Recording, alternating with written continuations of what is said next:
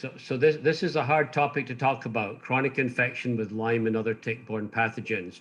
And a couple of years ago, I was asked by TikTok Ireland to review a final draft of a document coming out of the Irish health executive that basically said Lyme is easy to diagnose, easy to treat. A 2 weeks cure of antibiotics cures you.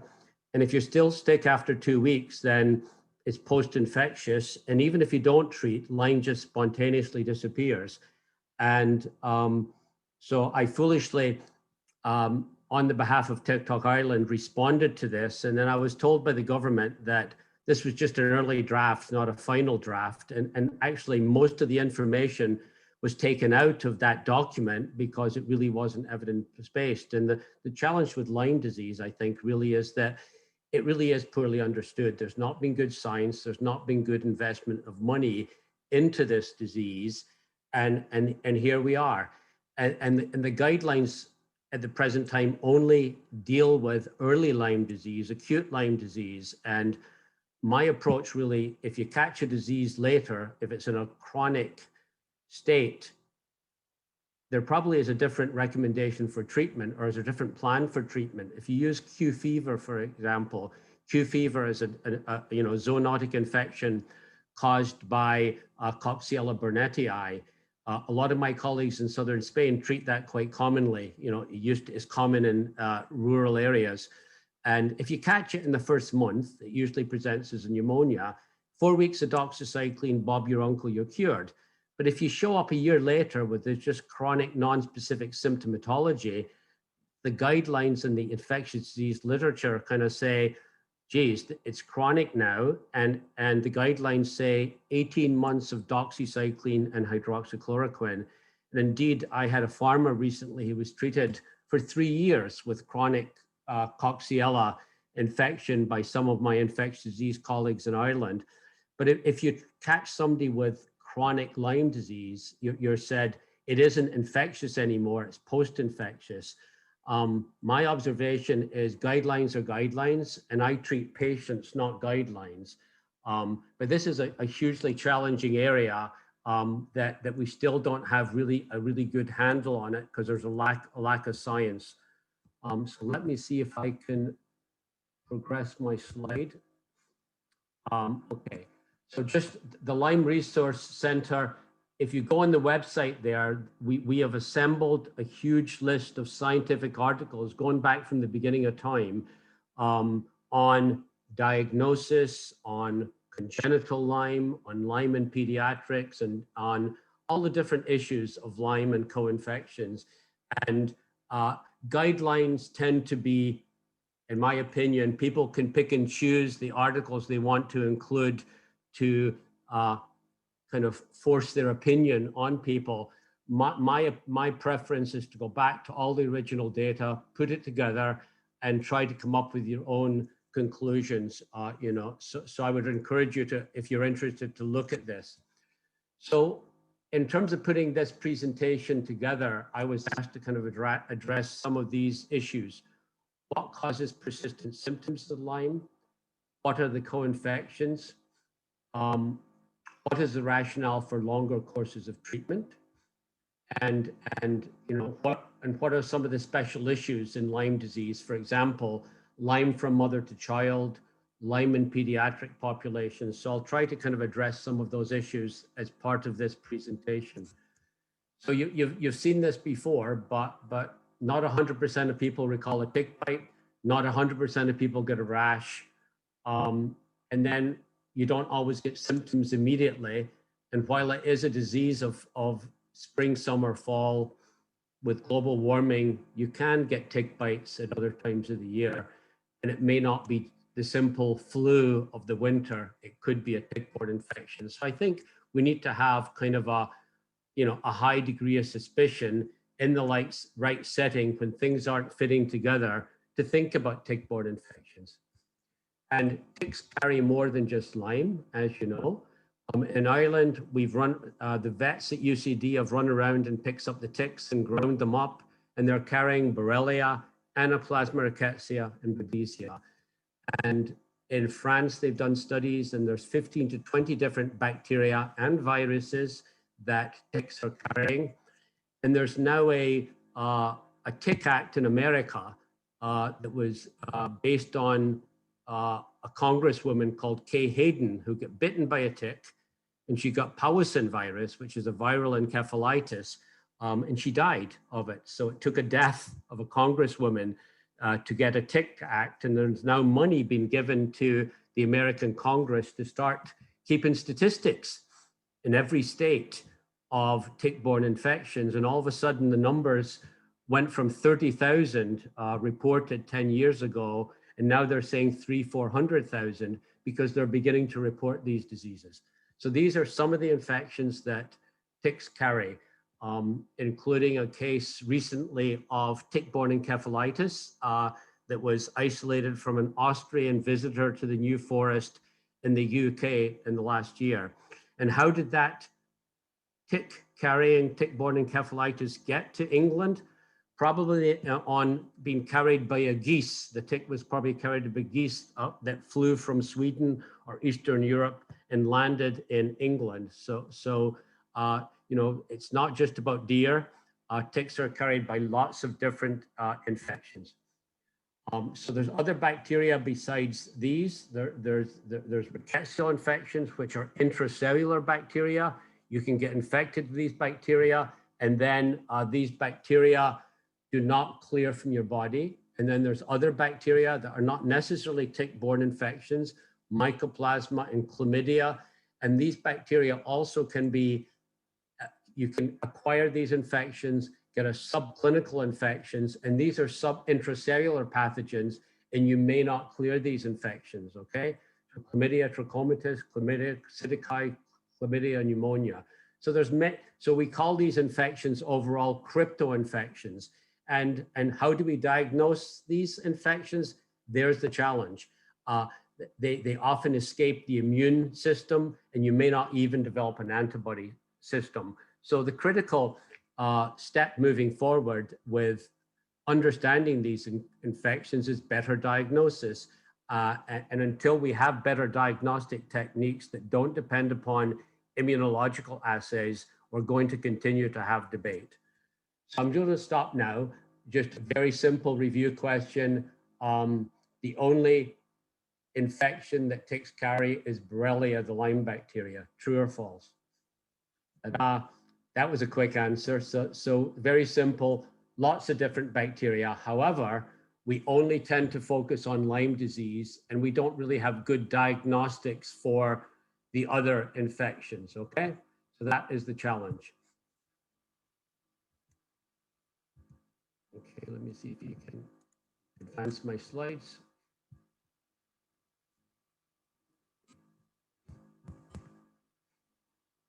Okay, so the challenge then, the limitations of the antibody tests. First off, there's lots of different strains of Lyme. The original antibody test was based on the American strain Borrelia burgdorferi sensu stricto. And the European strains are Guerinii, Azeffri. There's a number of different strains of Lyme.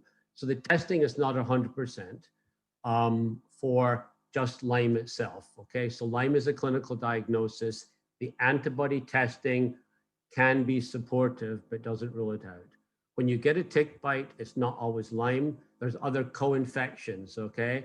And unfortunately, these are not well described in the medical literature, but the vets have a good understanding of Borrelia, Anaplasma, Babesia in animal species.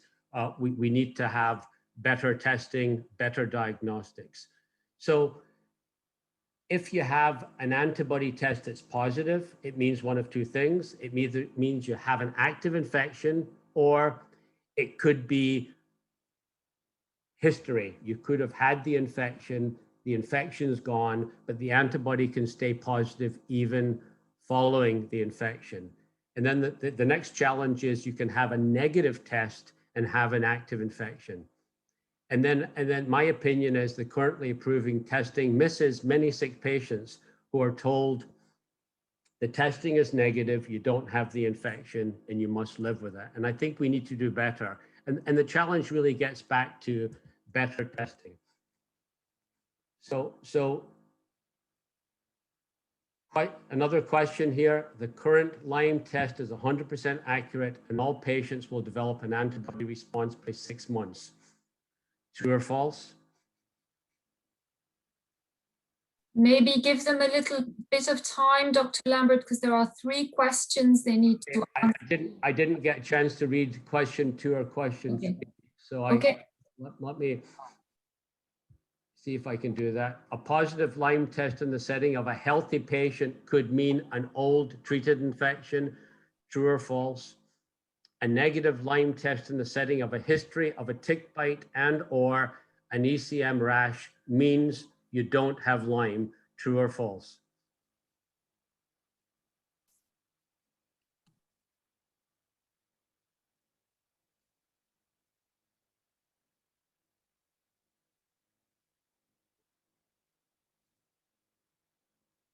Okay, Gordana, can you tell me, has everybody completed the questioning? Yeah, 39 people have, so I'll share the results. Okay. Yeah. Okay. Okay, so let's just move on. I think the concept is important. Lyme is a clinical diagnosis, and the testing is supportive.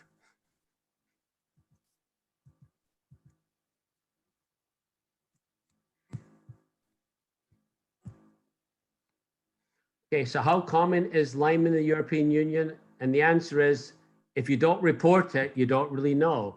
As I stated, in America, they said 10 years ago, 30,000 cases. Now that they have robust reporting criteria, the numbers have gone to 400,000. And I just recently saw communication saying they think it's far more than that. Within the European Union, they declared 85,000.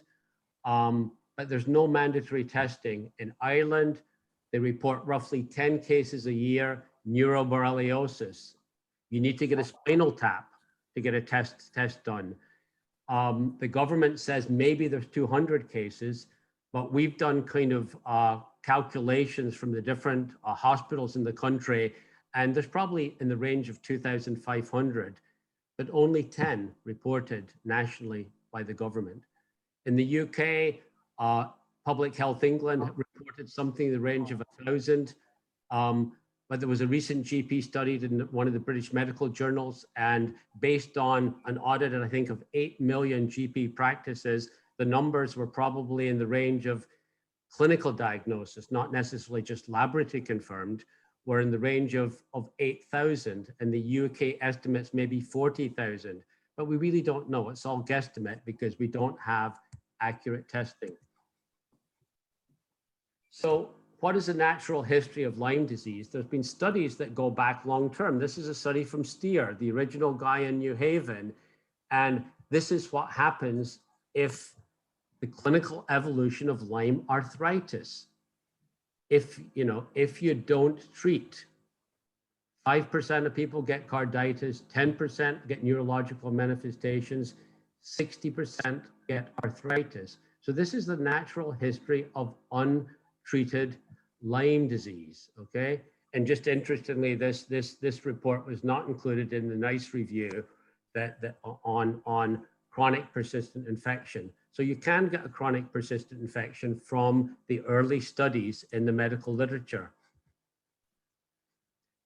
And then what is the efficacy of short-term antibiotics, okay? And people pick and choose articles to kind of support their arguments. I try to look at all the literature. So there is data from going back from 2013 and before Stricker, looking at short-term antibiotics. It may work in certain situations, but if you catch somebody with later stage disease, 25 to 71% of patients don't respond to short-term antibiotics. And there's animal studies supporting this, and there's clinical studies supporting this as well. And then there's different, there's people describe the Lyme wars. There's arguments between the Infectious Disease Society of America and the International Lyme and Associated Disease Society looking at different guidelines. Very often IDSAs fall down in the side of this is a simple disease, easy to diagnose, easy to treat. ILADS looks at this as a more complex disease, and you should treat the patients for as long as they're sick until they get better. So there is a condition called post-treatment chronic Lyme disease, PTLDS, and what is this? Is this post-infectious or is there ongoing infection? And there's a number of studies where they are able to do research tests on PCR culture of Borrelia. This is not commercially available, but there are research centers that can culture Borrelia, PCR Borrelia, and in patients who've had a diagnosis of Lyme disease, who were treated but still sick. In some studies, they were able to show persistent isolation of Borrelia, the Lyme bacteria, and these patients continued to have constitutional symptoms, rheumatological symptoms, neurological symptoms. And if Lyme was not on the table there as part of somebody's diagnosis, many of these people would end up in the diagnosis of chronic fatigue syndrome, ME, fibromyalgia, neurologists called it FND, functional neurological disorder. All your tests are normal. We can't figure it out. No diagnosis is given. So not every case of FND is Lyme. Not every case of chronic fatigue syndrome is Lyme. Not every case of fibromyalgia is Lyme. But it should be entertained as part of the differential diagnosis as far as that goes. So there are studies showing that you can have persistent isolation of Borrelia even after quote unquote guideline treatments. And then the condition post-treatment PTLDS does not mean there's no longer active infection. It just means you treated people and they're still sick. The two hypotheses are this is a post-infectious inflammatory autoimmune disease condition, or there's persistent infection. And then there's a number of different studies that ILADS have put together, are also available on the website of the Lyme Resource Center, both animal studies and human studies that show that Lyme can persist even after recommended guideline treatment. And I'm just kind of presenting this information, and I'm not going to debate it, but I'm just saying I've done my homework and I've tried to look at all the information available. And there's arguments on the left and on the right. And very clearly, as Zara was saying, in no man's land is very often the patient. So what should we do with Lyme disease? What's a practical approach for the management of Lyme disease? Since there is no currently definitive test for Lyme disease, laboratory results should not be used to exclude an individual from treatment. And we know that from the talk today, but I can give you case after case after case. Every week I see patients are referred in to me and they're told, no, you don't have Lyme, even though they had a tick bite because they never had a rash and they had a negative antibody test. We know now that, you know, if you're in the right area and you have a mystery illness, migratory arthritis, fatigue, fever, sweats, following a tick bite, despite the fact you have no rash and you have a negative antibody test, the writings on the wall is probably Lyme disease. So Lyme disease is a clinical diagnosis and tests should be used to support rather than supersede the physician's judgment. Obviously, the early use of antibiotics, which is the critical part, you know, you are on the front line. If you can catch the patients earlier, this is the best opportunity to present recurrent and refractory disease. The duration of antibiotic therapy in Ireland, we are not part of the UK, it's a separate country, despite many people thinking otherwise. We don't follow the NICE guidelines. Very often the Irish infectious disease doctors follow the American guidelines or they follow European guidelines. But I don't believe in following guidelines. I believe in following clinical response to treatment. I use that for the treatment of cellulitis. I use that the treatment for bone infections. Guidelines give you a guide. They are not the law. So I think if somebody responds to treatment and you stop the treatment and they relapse, the answer is the antibiotics were helping, treat them longer. The question is how long, and that is the challenge. We don't have any guidance on that. The practice of stopping antibiotics to allow for delayed recovery is not recommended for persistent Lyme disease. In these cases, it is reasonable to continue treatment for several months after clinical and laboratory abnormalities have begun to resolve and symptoms have disappeared. This is one of the opinions given from the journal quoted here, Expert Reviews of Anti-Infective Therapy.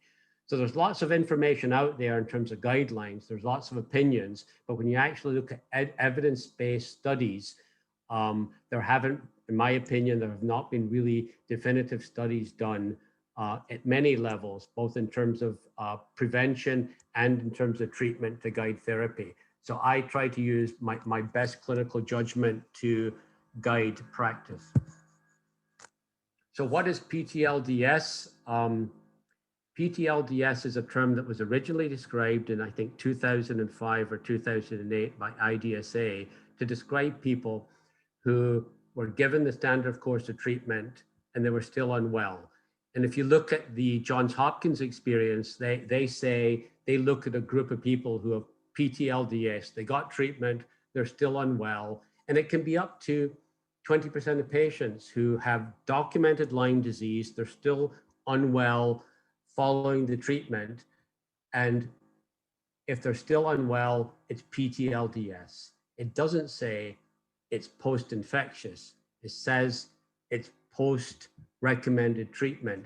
And some of the studies done by Allwater and others at Johns Hopkins, when they have neurological damage on PET scanning, they have abnormalities on PET scan. And you can't look at a PET scan and say that's infection or that's post-infectious or it's just inflammatory or it's just autoimmune. All you can see is there are significant, well-documented abnormalities on patients with neurological symptoms who have persistent symptoms after the standard treatment. So PTLDS is still debated as to whether it's an infectious or a non-infectious process. And in very many situations, it's used to deny longer courses of treatment. So my approach to treating Lyme disease is catch it as early as possible. And if you catch it earlier, you know, you have a better chance of curing people. In Ireland, some infectious disease doctors and GPs are still using a 2-week course. I would encourage everybody to kind of follow the NICE guidelines, which are 3 weeks of treatment and then another 3 weeks if you're still unwell. But then I don't stop treatment at 6 weeks for other infections if people are still clinically unwell. And I think you should use your clinical judgment. The second issue is we always think of Borrelia as the only infection, and there's other infections besides Lyme called co-infections. Unfortunately, these infections are not well described in the medical literature, and that is the challenge. There's lots of data coming out of America of Borrelia and Babesia co-infections, and the Babesia being more severe in the setting of Borrelia plus Babesia in immunocompetent hosts. But if you look at the medical textbooks of infectious disease, they describe Babesia as only an infection of people who have been splenectomized. And if you get Babesia, you get this overwhelming sepsis. But there is a whole range of infections with Babesia, just like there's a whole range of infections with Anaplasma, just like there's a whole range of infections with Borrelia. Unfortunately, like I said, the textbooks just tend to describe the most severe cases, okay? So I think the challenge is there are other infections that people are getting besides Borrelia from tick bites. And then my opinion, and I think the clinical experience of many clinicians and also the data from many of the publications, if you catch an infection later, if you don't diagnose it and start treatment till 2 years into the condition, is the same treatment for acute Lyme, 3-week course of antibiotics, going to apply for somebody who's diagnosed 6 to 12 months later, or even 2 years later? And I use the analogy of Q fever. Early diagnosis, 4 weeks of doxycycline. Later diagnosis, 18 months of doxycyclines and hydroxychloroquine. We don't really have good guidelines for late diagnosis infection.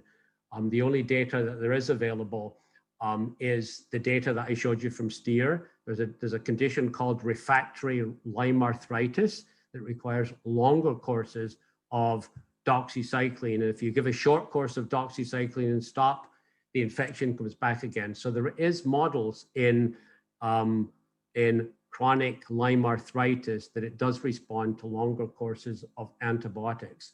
My opinion is, once it's chronic, I think there's damage that's been done from these infections to the immune system. So I think a combination of antibiotics and immune support are really necessary.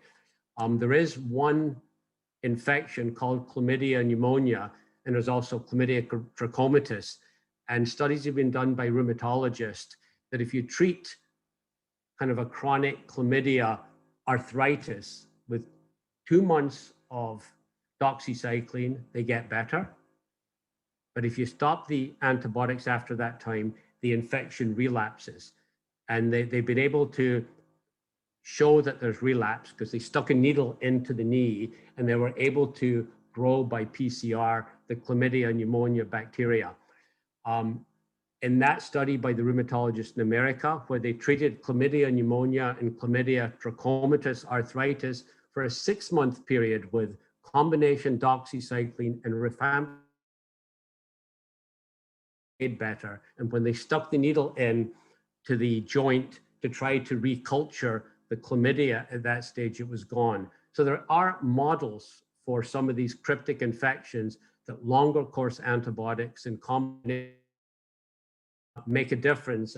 And the chlamydia pneumonia studies are definitive because they isolate the organism before, they can't isolate the organism after treatment. So I think the critical part is early treatment is key. Treatment should be started immediately if a bullseye rash is present. And like I said, the GP will be able to advise of the best way, the best antibiotics for you. And we've discussed these antibiotics before, so I don't think we need to mention that. But the issue is, if a diagnosis is missed, people have chronic persistent infection. And in many situations, there is ongoing active infection. And sometimes people call this PTLDS. But the issue is, we call it what you want, but there is evidence in many situations that it's not a post-infectious process. There's ongoing infection. Next slide. Shall I launch the poll? Yeah, go ahead. If you treat a person following an ECM rash and they get better and then get worse following treatment,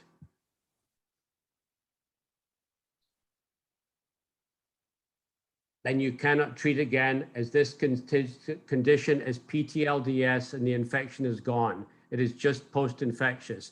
And the argument is we haven't been able to prove it definitively in many studies because we don't have good diagnostic tests. We have to use our clinical judgment.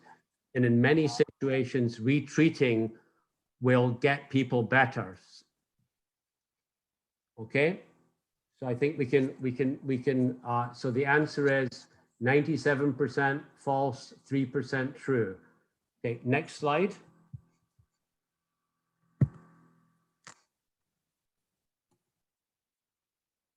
Okay, and then there is a differential diagnosis, and I'm just going to go through some of the signs and symptoms of some of the co-infections.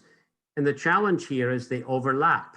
And the challenge is they all also overlap with other diseases. If you go to a cardiologist, if you go to a rheumatologist, if you go to a gastroenterologist, if you go to a neurologist, you maybe have another diagnosis.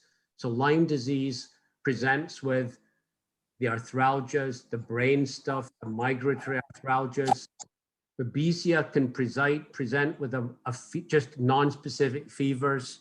There is a neurobabesiosis. And then Babesia plus Lyme disease can cause a more severe condition. And there's studies on this going back as early as 1996 in the Journal of the American Medical Association. Ehrlichia anaplasma is another infection that can be associated with high fevers and low white cell counts. But also there's a subclinical form of it that can just present with arthralgias and arthritis. Next slide.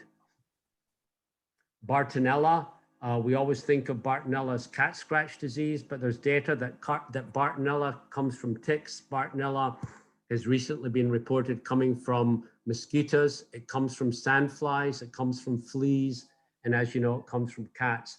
And Bartonella is another disease that overlaps with Lyme disease in terms of its manifestations.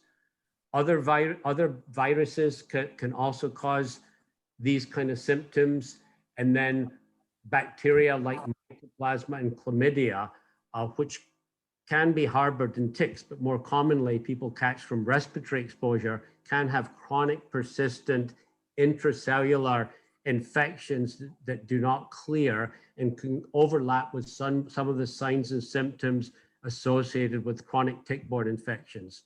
Next slide.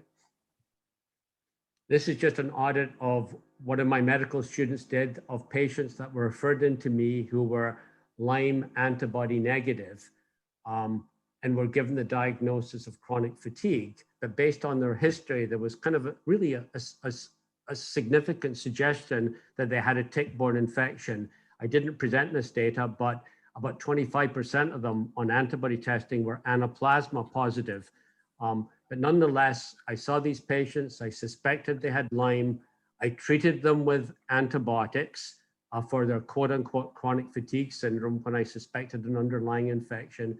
And 71% of the 71% that came back who took the treatment, about 69% were clinically better. 31% didn't respond. So my observation from this, and I'm trying to take it further in better designed studies, is that there are underlying infections that are triggering some of these conditions that have been misdiagnosed as chronic fatigue syndrome. Next slide. So what got the 69% better? Treating with antibiotics. I did a whole bunch of surrogate markers on that 100, and a lot of them had lymphopenia, autoantibodies, low-grade inflammatory markers, high ferritin levels, CK, muscle enzyme elevations. So there was an element of inflammation. So my approach over the years has not been just to target the antibiotics, but to work on the inflammation and work on the repairing the immunity. And one of the products that I found quite helpful to manage this is low-dose naltrexone, which has been used by rheumatologists and neurologists for years now to treat atypical MS, atypical rheumatoid arthritis. So low-dose naltrexone has some kind of anti-inflammatory effect, thought to be centrally mediated. And there's lots of literature that posted on the Lyme Resource Center, which you're welcome to look at. Next slide. Okay, so the concept of altered immunity and chronic infection is not really new. I mean, I've dealt with patients with HIV. When their immune system goes down, they get reactivation of lots of infections. You treat these infections, the infections get better. When you stop the treatment of these infections, if the immune system's still low, the infection comes back again. When HIV treatment became available, you put people on HIV treatment, the lymphocytes went back to normal. And then when you treated those infections, the infections went away and stayed away. So I think there's lots of models for chronic infections reactivating. Transplant medicine is another example where if you over immunosuppress people, they get reactivation of many infections, viral infections, bacterial infections. And so modulating the immune system as well as treating the infections is critical. And I think the approach to Lyme disease infections and co-infections is no different. Next slide. So just finally, just the comments on pregnant women and children. Does Lyme exist in pregnancy? What are the consequences to the unborn child? Are some neurological diseases in children a function of insults in the womb? And there's lots of challenges in this area, and it's really a black hole, but I'll just go through a few more slides just to address those issues. Next slide. So can Lyme spread from the mother to child, and at what time does it spread? Next slide. So there's been studies done, going back to the very beginning. This is Willy Berdorfer, and he was one of the first to report the spirochete Borrelia in a child where a mother had been infected with Lyme in pregnancy. Next slide. And there's been studies, there was a book review back in 2001 from Remington and Klein, Infectious Diseases in the Newborn and Infant by Gardner, and they reported almost 888 citations of Lyme in pregnancy. Next slide. And this is just an autopsy report showing Borrelia spirochetes in a study from a child that was diagnosed with SIDS. Next slide. And this is a case report of a child with skin lesions that were biopsied. The mother had Lyme in pregnancy, and on PCR, this baby had Lyme. So the source of this baby's Lyme was the mother. Next slide. And then there was a review done, a meta-analysis done just last year's in PNAS by Waddell et al., a systematic review of the impact of gestational Lyme in humans on the fetus and newborn. And they actually eliminated most of the 888 publications from the Remington and Klein publication and basically said, not sure whether there's any evidence that mother-to-child transmission of Lyme occurs. Next slide. This is another case of perinatal transmission, not of Lyme, but of Bartonella. Next slide. And then this is just the observation from Tessa Gardner, who wrote the article. And so serology is not 100%. We've known that from 2001. And there is evidence of adverse events in pregnancy to the baby. Next slide. However, what studies have been done? No studies have been done. We need to do prospective studies. At the present time, we just have observational studies, we have case reports, and until there's investment of money and resources into doing good science, we will continue to be in the position of not having a definitive answer. Next slide. So I'll just go to the questions now regarding congenital Lyme and Lyme in pediatrics. So Gordana, can you put up the questions?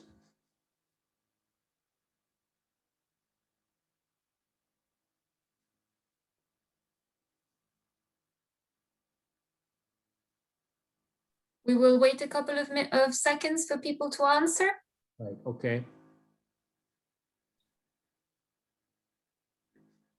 And the information that's come out from interestingly, the information that's come out from the NICE guidelines has basically said there is no evidence of congenital Lyme, and they have ignored most of the older data on congenital Lyme and most of the publications that came out of the Tessa Gardner book chapter in Remington and Klein that goes back to 2001. So it does appear that Lyme does spread in pregnancy, and it does appear that there can be babies born with congenital Lyme, but unfortunately, not good studies. Next slide. One second.